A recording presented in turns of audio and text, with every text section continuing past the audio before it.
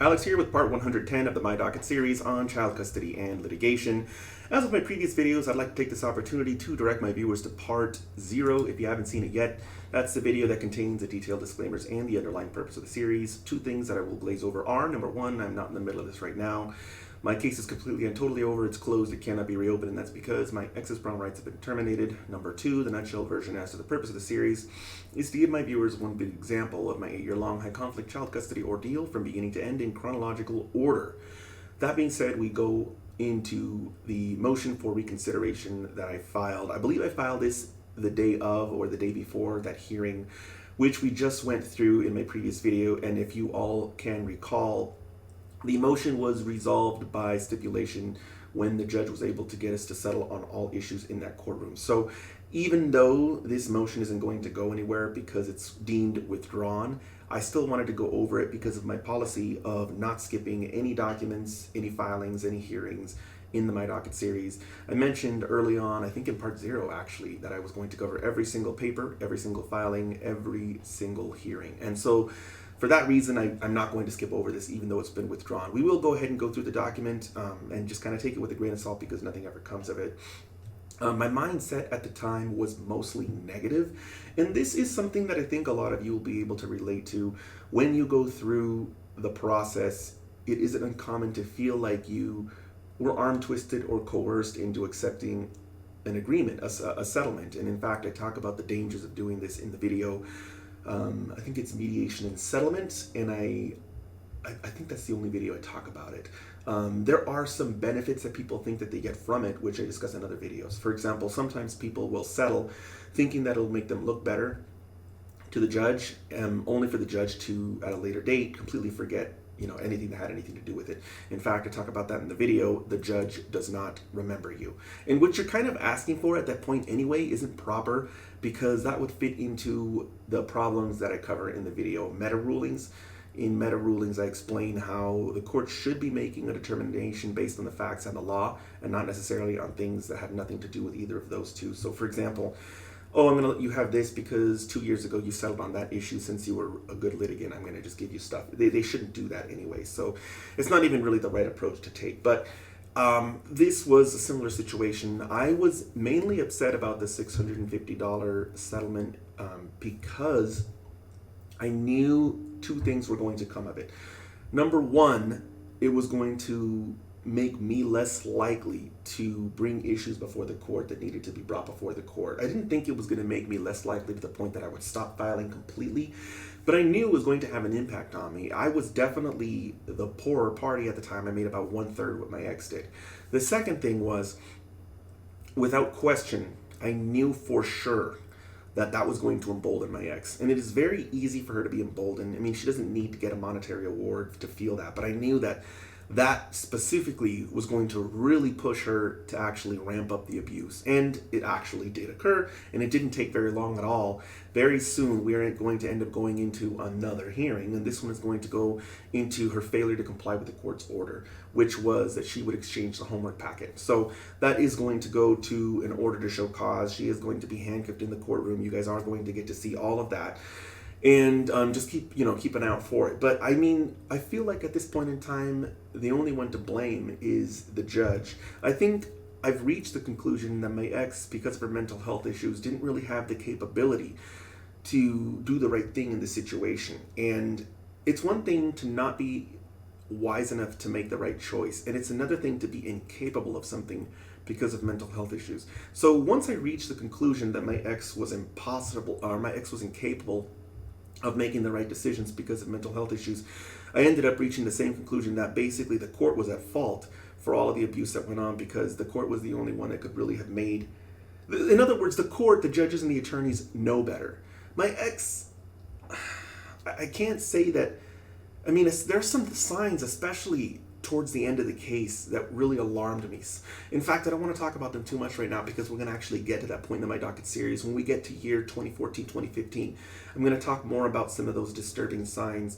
But, I mean, as disturbed as I was when I started to see her do certain things, it also made me realize maybe she just couldn't help herself.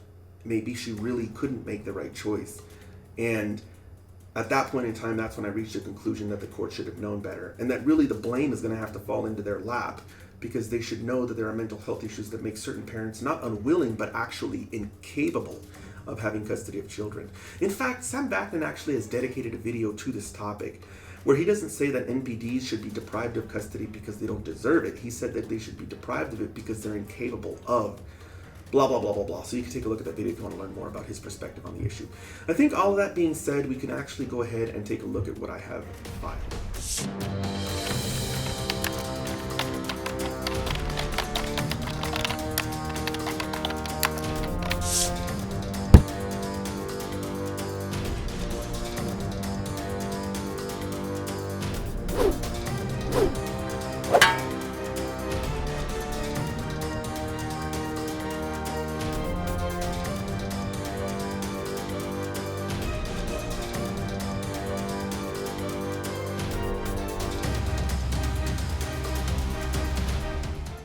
Here we have the motion seeking leave of the court to reconsider order regarding Rule 11 sanctions. In this motion, I start off with the standard introductory paragraph, which is that I'm appearing in proper person, which indicates to the court that I don't have an attorney and that I am seeking to get the court to reconsider its order. I should have put the date that the order was entered here. It's just a best practice. I know I mention this to you guys almost every video, but I like to drill that in. Memorandum appoints and authorities, authority for reconsideration. So I'm citing local rules to get the court to reconsider. Rule 12 subsection 8, which explains how the rehearing of motions is to occur. And then in the next paragraph, I cite Rule 13 subsection 7, which explains that you can't get the court to rehear an issue unless the court gives you leave to do so. So that's what I'm trying to do here. The factual background, I'm sure it looks like it's very brief. So on December 6th, so this just goes into the procedure of when these documents were filed. So I'm going to go ahead and skip over this. But this is going over when the motion was filed, the opposition, the reply, and then the court's order. Here we have the legal analysis, which is that I didn't have an opportunity to explain the motion to Oral Academy to show cause. Oh, and that's true. The court rendered a decision on this without even giving me an opportunity to explain. That's a red flag, and the Supreme Court would have taken this seriously. You can't do that. So I forgot about that. So one of the bases the court used to justify this ruling was documents that were filed after the fact that we weren't able to brief the court on. So, I mean, this is something that is it's elementary. A judge should know better. And this is basically a due process violation, because if this decision would have come out when the motion was filed, I would have been able to address this in the briefing. And I didn't get to do that because he's referencing things that have occurred after the briefing, which doesn't give us a chance to do anything about it. In fact, he's also violating this case called Bergman v. Boyce, because in Bergman, they state that the court is not allowed to use the wisdom of hindsight, those are their own words, to impose sanctions. The court has to go back to the date of filing, and he didn't do that. I don't know why this judge is doing these things. Anyway, I'm just going to go ahead and move on, because this is withdrawn anyway, so there's no point in talking about the details of why he didn't understand something so basic. It's really frustrating to see him make these huge errors. But anyway, let's go ahead and move on. We have here that okay, so I'm stating that I'm relieved that the court understands that he didn't believe the arguments were frivolous on discovery. Let's see here. At the time I was responding to my ex's motion for sanctions, I had not yet filed my motion. Okay, right. And by the way, guys, so this is what I just talked about earlier in the video. I'm explaining that timing is completely off for the court. But by the way, guys, I think I mentioned this during the premiere, but I don't think I mentioned this during the previous video. But a motion to compel a witness to appear isn't discovery. That's just trying to get a witness to appear. A witness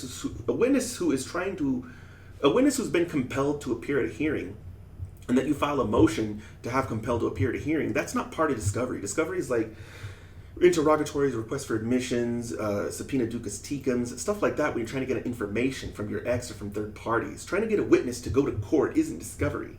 So he's using something that isn't even a part of discovery to justify his award, which is just compounding one error upon another. We have here that my ex failed to properly serve the motion. Okay, so finally I figured out, here is where I figured out the safe harbor provision was not satisfied. So this is, guys, don't do this. Don't look into the rules after you've already lost. And this is an important lesson that I learned at this point in time. Do all your research before you lose so that it's preserved for appeal. Don't lose your case and then say, oh, I'm going to get a motion for reconsideration now that I did all the research, and I'm going to bring up all the laws now that I should have brought up then. This is definitely a sign of not being an attorney. Attorneys do this too sometimes. They make mistakes. But not being an attorney, you'll just wing it, go to court, lose, and then all of a sudden, now that you've lost, you want to do all this research. And that's what I did here. I found the most favorable, the most powerful shield that I could have found after I already lost, which doesn't matter because I accepted a deal anyway. And since once you accept a deal, you waive your right to appeal anyway. So none of this really matters from two different angles. My ex didn't serve, consistent with the safe harbor provision. Let's go ahead and keep moving. The Supreme Court here, I think this is the plain language rule. Yep, so I'm using the plain language rule against my attorney. It's the same rule she tried to use against me. If you want to know more about how this works, please watch my video, Statutory Construction. I would talk about this a lot more right now because I'm actually citing the law if I didn't dedicate another video specifically to this topic. And since I've already done that, it's better to just refer you guys to that video and move on. Let's see, Statutory Construction. I'm requesting an opportunity to address the attorney affidavit. So, okay, right. My ex was ordered to provide the Brunzel affidavit and she didn't do that. And so I'm asking the court to give me an opportunity to address that affidavit when she does provide it. The judge was already pretty upset about the fact that my ex's attorney didn't file this. So if you want to, you can, watch that video again. It's the previous video in the My Docket series. It's the hearing video, and the judge kind of chastises the attorney for not filing this Brunzel affidavit as he required her to do. Conclusion, and in this conclusion, I am stating that I'm not trying to re-argue issues already considered by the court. What I'm trying to do is get the court to consider issues that it never considered in the first place, which is actually an appropriate use of the motion for reconsideration. And here we have the request. This is a request. I think this is just a basic conclusion of everything I already went over. Let's go ahead and move down into my declaration, which is stating under penalty of perjury that all the facts alleged in this motion are true and correct under oath. And here we have the certificate of Rule 5 service indicating that I personally served this motion for reconsideration upon my ex's attorney. Here we have the notice of entry of order entered by my ex's attorney. This is on the order regarding Rule 11 sanctions, guys. This is not on the hearing. We're going to get another one of these soon, but I just don't want you guys to confuse this for an order after the hearing that we just went over. It's not. So keep an eye out for that because that is coming, but it's not here yet. And if you want to know more about why the notice of entry of order matters, please watch the video, Notice of Entry of Order. This document can seem innocuous to many, and there is a whole lot of law behind what this piece of paper is doing. Don't underestimate this Notice of Entry of Order. There's a lot going on here. We got the certificate of mailing indicating under Rule 5 that this document was mailed to my address at the time. Next, we have the request for submission. In this request, I am indicating to is my ex's attorney doing it? Yeah, my ex's attorney is submitting to the court a proposed order. Okay, so this is the order after hearing from the actual hearing that we just went through in the previous video. But this is not entered yet. This is just sent to the court as a proposed order. If you want to learn more about proposed orders, please watch my video, Proposed Orders. This is just another one of those things that people overlook. You're a non-attorney and you don't understand how serious these things are. They seem very innocuous to you. They don't seem like they matter, and they actually matter a whole lot. So definitely watch the video Request for Submissions, but even more importantly, watch the video Proposed Orders. I'm going to go ahead and scroll down to the Certificate of Mailing under Rule 5. We've already talked about what these are. And then down here, you can see the exhibits. These exhibits are provided by the attorney. We have one exhibit, which is a letter dated January 28, 2013. We're going to go ahead and scroll further down. We have Exhibit 1 separating sheet. We have the letter from the attorney. This is the attorney sending me a copy of the order after hearing that she's proposing be signed. It hasn't been signed yet. This is her proposal as to what the judge should sign. I want to keep underlining that for you guys because there is a tremendous distinction between the two things. And this is one of the areas where non-attorneys often make mistakes. Anyway, the proposed order is probably, okay, so this is just a letter without the proposed order. She probably provided that separately and she didn't file it with the court, which is fine. They don't have to do that. When I actually get to the point where the proposed order is signed by the judge and submitted as the actual order, we're going to go ahead and go through that order in detail. But for now, we don't have it with us. It's not on file, and that's okay because I would have skipped it anyway. I would have wanted to wait until the judge applied a signature to it. Going into the aftermath, I filed one document, and it was a free filing, I believe, motion for reconsideration. I don't even think it had the motion opposition notice attached to it, which it should have. It's interesting that the clerks didn't reject that filing. Typically, they're going to turn you away if you don't include the motion opposition notice, which is what contains the filing fee, boxes, and all that stuff. Anyway, apparently it was a free filing, and I incurred $0 in costs. Mike's attorney did not file, oh no, she did. She filed two documents, but they were both free filings, so she incurred $0 in costs as well. I didn't have an attorney, so I incurred $0 in attorney fees.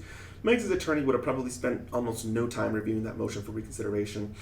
Motion for reconsideration usually aren't taken very seriously, and especially when you're a non-attorney.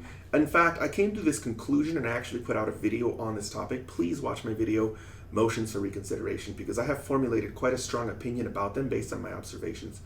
Anyway, I think she would have spent very little time. She would have probably spent the same amount of time on that as she did on the notice of entry of order that she filed and on the request for submission that she filed. So I don't think it's unreasonable to say 5 minutes for those two documents and then 5 minutes for the actual motion for reconsideration, which comes to 10 minutes. I think she would have spent much more time on the proposed order. She probably would have spent 20 minutes on that at least. And that's at least, maybe more. So I think 20 minutes is on the conservative end. I'm going to stick with that, which is what we've been doing this whole channel, which takes her to 30 minutes, a half hour, which at the rate of $250 an hour is going to come to $125 in attorney fees for my ex. As with my previous videos, if you have any questions, feel free to post them down in the comments below, and I will see you guys next time.